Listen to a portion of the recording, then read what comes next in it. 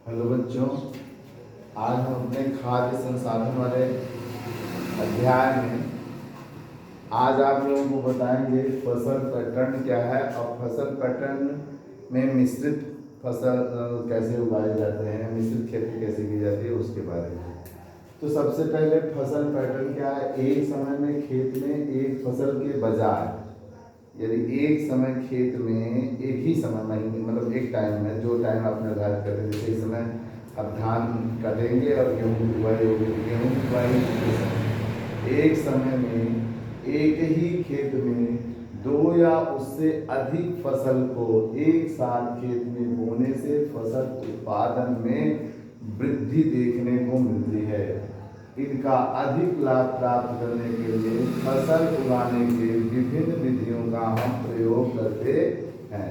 इनका अधिक उत्पादन प्रोडक्शन ज़्यादा पाने के लिए हम इसमें कई विधियां हैं उनका उपयोग करते हैं। तो सबसे पहले हमारा शुरू होता है मिश्रित खेती। मिश्रित खेती क्या होती है?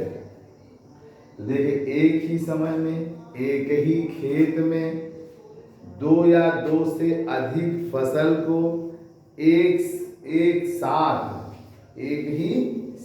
समझ रहे हैं, एक ही खेत में एक ही समय में दो या दो से अधिक फसल को एक साथ उगाने की प्रक्रिया को ही हम क्या कहते हैं? मिश्रित खेती। समझ में आए? जैसे अपने यहाँ क्या हो रहा था, खेत जुता के क्या बोआ था? बजरी बोआ था, बजरी के साथ रेहड़ी बोआ जाता था, अरहर छीट देती ना, तीन मिला के नहीं। तो इसी को कहते हैं मिश्रित खेती। जब दो दो चीजें, गेहूं के साथ क्या बोआ जाता है? सरसों के बीच सरसों, ये जब खेती होती है तो इसी को हम लोग मिश्रित खेती कहते हैं। जैसे उदाहरण हमने सामान्य रूप से गेहूं चना और गेहूं सरसों का दे दिया। मिश्रित खेती फसल के उत्पादन को बनाए रखता है या फसल उत्पादन बना रहता है, चाहे ज्यादा वर्षा हो चाहे कम वर्षा हो, चाहे बाढ़ आ जाए अथवा सूखा पड़ जाए, किसी भी स्थिति में एक फसल उत्पादन देने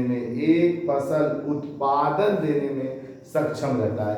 मान लीजिए काठी मर जाए तो कौवा बचा रहे, ऐसा ही होता है। फसल नष्ट नहीं होती है, रोगों तथा कीड़ों से मकोड़ों से बचाव मिलता है, से बचाव।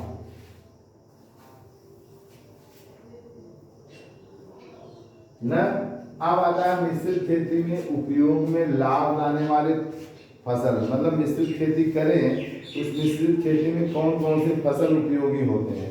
जैसे गेहूं के साथ सरसों की बुआई कर दीजिए या चने की बुआई कर दीजिए। गेहूं के साथ चना अलग से देख सकते हैं, चना और रागी, ठीक, बाजरा को साथ में बोया जा सकता है, मूंगफली सूरजमुखी को साथ में बोया जा सकता है, सोयाबीन अरहर को साथ में बोया जा सकता है, मक्का उड़द को बोया जा सकता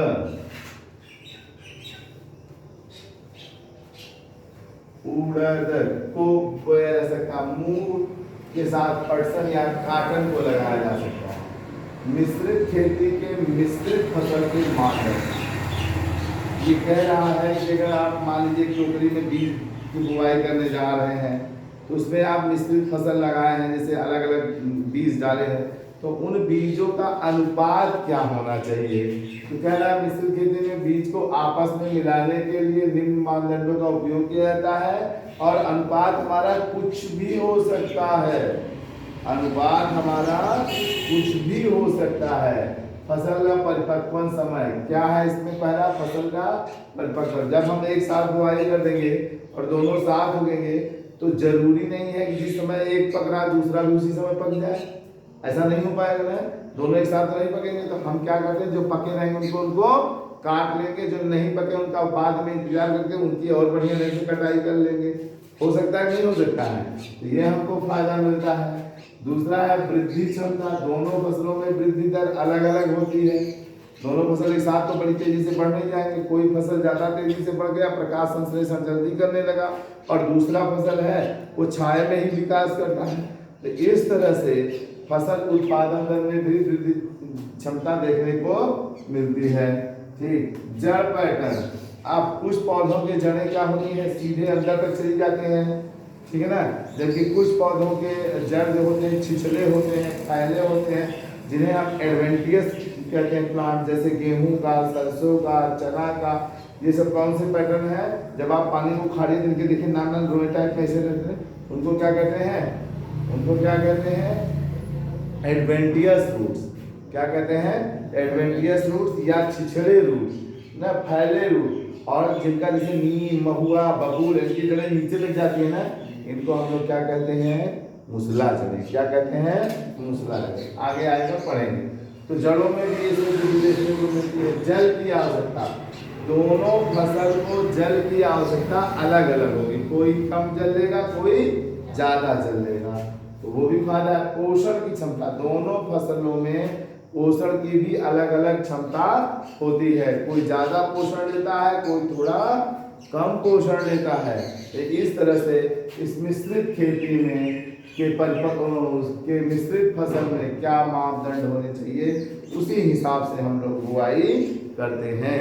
आगे हम मिश्रित खेती के लाभ बताएंगे, मिश्रित खेती के लाभ बताएंगे और फिर आगे हम बढ़ते जाएंगे। बच्चों आज का वीडियो में बस यहीं तक। धन्यवाद।